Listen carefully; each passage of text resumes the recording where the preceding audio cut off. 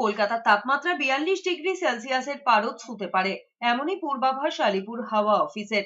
আগামী 3 দিনে দক্ষিণবঙ্গ জুড়ে দিনের তাপমাত্রা 1 থেকে 3 ডিগ্রি সেলসিয়াস পর্যন্ত বৃদ্ধি পেতে পারে। পাশাপাশি আগামী 24 ঘন্টায় দক্ষিণবঙ্গে কোনো বৃষ্টির সম্ভাবনা নেই বলে জানিয়েছে আবহাওয়া দপ্তর। তীব্র দহন জ্বালায় পুড়ছে গোটা রাজ্য। হাঁসফাঁস করা গরমে বৃষ্টির আশায় দিন গুনছে রাজ্যবাসী। বৈশাখের মাঝামাঝি সময় হলেও দেখা নেই কালবৈশাখীর। শুক্রবার এবং শনিবার দক্ষিণবঙ্গের 5 জেলায় তাপপ্রবাহের কারণে লাল সতর্কতা জারি করা হয়েছে। এই জেলাগুলি হলো পূর্ব ও পশ্চিম মেদিনীপুর, পশ্চিম বর্ধমান, ঝাড়গ্রাম এবং বাঁকুড়া। দক্ষিণের অন্যান্য জেলায় মঙ্গলবার পর্যন্ত তাপপ্রবাহের সম্ভাবনা রয়েছে। সেই কারণে জেলাগুলিতে জারি করা হয়েছে কমলা সতর্কতাও। শুক্রবার উত্তর দিনাজপুর এবং মালদা জেলায় তাপপ্রবাহের কারণে লাল সতর্কতা জারি করা হয়েছে।